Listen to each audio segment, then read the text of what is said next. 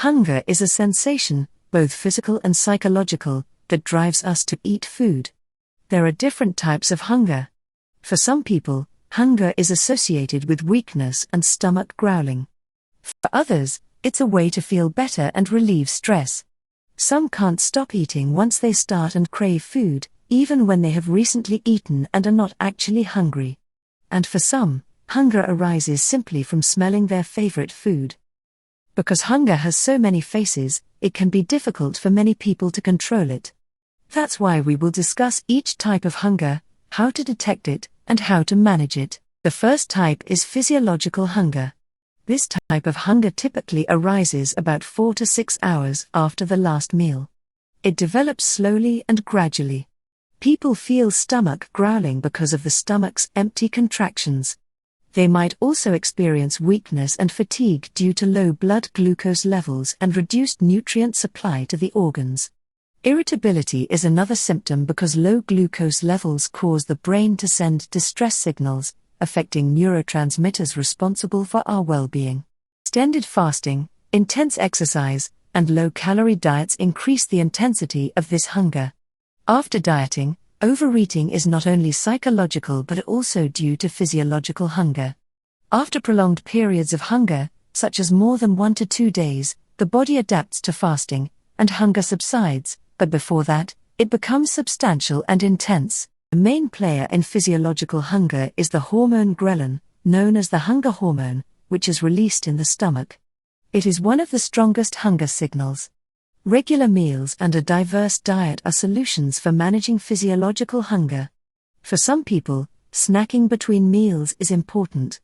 Hydration is crucial because sometimes thirst can be mistaken for hunger, so staying well hydrated can help manage hunger cues. The second type of hunger is psychological or emotional hunger. This occurs when, in response to stress, a person begins eating even if they are not physically hungry. It is similar to cravings, such as when someone intensely desires ice cream. This almost always signifies psychological hunger. People often say, "Eating is my way of coping with stress. It just makes me feel better temporarily." Any kind of stress can lead to emotional eating. Boredom can also trigger this type of hunger because when the brain is not stimulated, it might seek satisfaction through eating. Even positive emotions, like those experienced during social gatherings, can trigger emotional eating. Many people learn to associate certain foods with comfort or reward from a young age. The main mechanism of emotional eating involves cortisol, which is the stress hormone. High levels of stress increase cortisol, which directly affects appetite, often increasing it. This is particularly true for high-fat and high-sugar foods.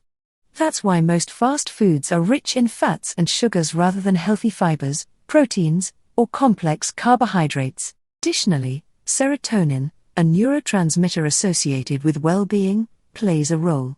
When serotonin levels are low, a person often craves sugary foods because consuming sugar temporarily boosts serotonin levels. This helps explain why many people experience periods of uncontrolled eating during depression. Fatty and sugary foods also temporarily increase endorphin levels, providing a temporary pain-killing effect and stress relief. Sugar also stimulates dopamine, a neurotransmitter related to reward and motivation, which is why sweets can be addictive. In other words, foods, especially sugary ones, act like narcotics and can cause addiction, but their effects are very short-term, lasting only until the next meal. Food-induced stress relief typically lasts around 1 to 2 hours. To manage emotional eating, it's important to first identify the triggers that initiate this type of eating and become aware of such cues. Then, find non-food related ways to cope with emotions, such as exercising, engaging in hobbies, or talking to a friend. Utilize stress relief methods like deep breathing, meditation, or yoga. Psychotherapies and support groups can be beneficial, as they provide a space to share experiences and strategies with others facing similar challenges. Avoid judging yourself for emotional eating. Instead, be understanding and practice emotional self-compassion. Self-judgment can lead to increased stress, anxiety, and feelings of inadequacy, which can worsen emotional eating. Learn to recognize true hunger signals and eat appropriate portions. Focus on consuming more protein-based foods and fewer sugary items to avoid sugar cravings. Regarding supplements, omega-3 fatty acids can help reduce stress-related eating. Vitamin D and magnesium are also beneficial in reducing stress and anxiety. L-theanine, an amino acid found in tea, promotes relaxation and can reduce stress-related cravings. For medications, fluoxetine, Prozac, and sertraline, Zoloft, are commonly used. These antidepressants increase serotonin levels and can be moderately effective in reducing emotional eating associated with mood disorders. They can help diminish the urge to eat in response to negative emotions. While these medications are used long-term, they can sometimes be associated with side effects like gastrointestinal issues and sexual dysfunction in men. The third type of hunger is habitual hunger. This occurs when you eat at the same time every day, like munching on snacks every evening while watching TV, regardless of whether you're actually hungry. A person might say, "I'm like clockwork, I crave something to munch on while watching my favorite show." Another example is feeling hungry around 3 p.m. every day, even if you had a big lunch, because it's part of your routine and habit. In habitual hunger, dopamine plays a key role in the brain's reward system. It reinforces behaviors that provide pleasure, such as eating tasty snacks. To address habitual hunger, it's important to identify triggers and replace them with healthier alternatives. For instance, if you snack while watching TV, try chewing gum, sipping tea, or engaging in a hobby like knitting. The fourth type of hunger is appetite-driven hunger. This happens when you walk past a bakery and the smell of freshly baked bread makes your mouth water, even though you had lunch just an hour ago. Essentially, you're not physically hungry, but the sight or smell of your favorite food makes you feel like you need to have it. For example, the smell of that barbecue is making my stomach growl, even though I just ate. To manage appetite-driven hunger, it's important to act mindfully. Before giving in to these urges, take a moment to consider if you're truly hungry or if you're being swayed by external stimuli. Ask yourself, am I physically hungry or just tempted by the sight or smell of food? Nowadays, strong appetite suppressants like semaglutide and liraglutide are considered effective.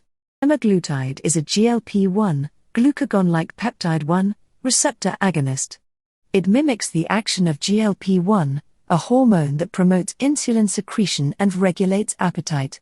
By slowing gastric emptying and signaling to the brain to feel full, it helps reduce appetite and food intake.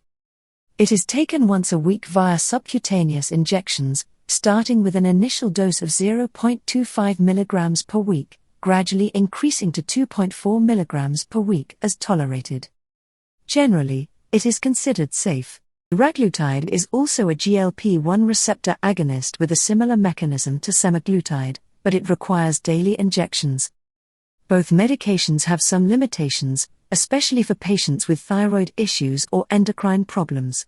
Additionally, phentermine topiramate, Qsymia, is another medication that combines a stimulant, phentermine, with an anticonvulsant, topiramate, to help suppress appetite and increase feelings of fullness.